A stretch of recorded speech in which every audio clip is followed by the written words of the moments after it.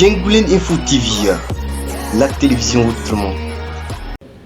Comme je l'ai dit tantôt au niveau donc, de Bignona, on a 53 cas et il y a 38 guéris.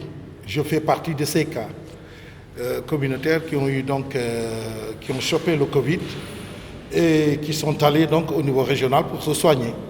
Là, alhamdulillah, rabbil alamin, je suis revenu sain et sauf. Et c'est l'occasion de remercier tous les agents de santé qui travaillent autour de cette pandémie. Il faudrait le dire, la prise en charge au niveau donc, régional, elle est exceptionnelle. Franchement, si on connaît très tôt son statut et qu'on va très tôt donc, au niveau donc, du centre de soins du Covid-19, mais ça va, on revient guéri et en super forme. Franchement, parler, il faudrait le dire. Aujourd'hui, les gens avec lesquels j'étais, parce que je suis parti ensemble avec les agents de santé, on est allés ensemble, on a chopé le Covid ensemble. Beaucoup d'entre eux, franchement, étaient un peu sceptiques après cette maladie, la stigmatisation. Mais j'ai dit, mais il faudrait que les gens arrêtent. C'est nous-mêmes, les malades, nous qui étions malades et qui sommes guéris, qui devraient stigmatiser ceux-là qui ne connaissent pas leur statut. Parce qu'au moins, nous connaissons notre statut, nous sommes soignés, nous sommes guéris. Mais et les autres qui ne connaissent pas leur statut, c'est ça, c'est là où le bas blesse. Aujourd'hui, le département de Bignona est plein de cas de Covid. Les gens n'osent plus aller à l'hôpital pour se soigner, de peur qu'ils soient testés. Mais je lance un appel, il faudrait que les gens arrêtent.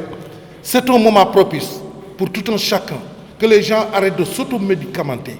Ils n'ont qu'à aller au niveau de l'hôpital.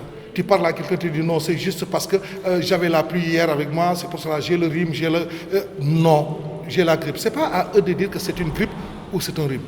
Les gens n'ont qu'à se rabattre au niveau des structures sanitaires. S'il y a lieu de faire des prélèvements, qu'ils fassent leurs prélèvements, qu'ils connaissent leur statut très tôt, et là tu es pris en charge très tôt et il n'y a aucun problème. Aucun problème. Moi, après la première journée, je dis, de prise en charge, la deuxième journée, j'ai posé la question au médecin qui est là pour dire, mais c'est ça les soins? Il m'a dit, oui, c'est ça les soins. Je lui dis que, mais moi je suis en plein problème. Il me dit que c'est comme ça. De peur de donner aux gens les médicaments pour qu'ils rentrent chez eux, pour se faire soigner, parce que dès les 2 premiers jours, quand tu prends les médicaments, mais tu es bien. Si tu es asymptomatique, tu es bien. Alors, automatiquement, les gens croient que, ça y est. C'est pour cette raison qu'on amène les gens au niveau donc, des centres de soins pour les stabiliser, pour quand même pouvoir leur donner les médicaments le temps qu'il faut. Maintenant, c'est vrai qu'il y a des soins à domicile qui ont commencé, mais les gens aussi, ceux-là qui sont pris en charge à domicile, n'ont qu'à être des responsables et prendre leurs médicaments correctement.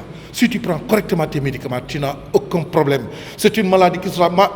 Finalement, j'avais même dit que c'est plus facile de soigner le coronavirus que de soigner le paludisme.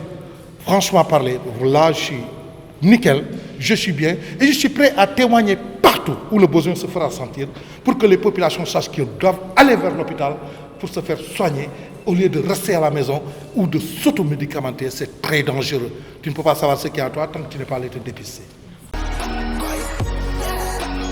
Djengoulène Info TV, la télévision autrement.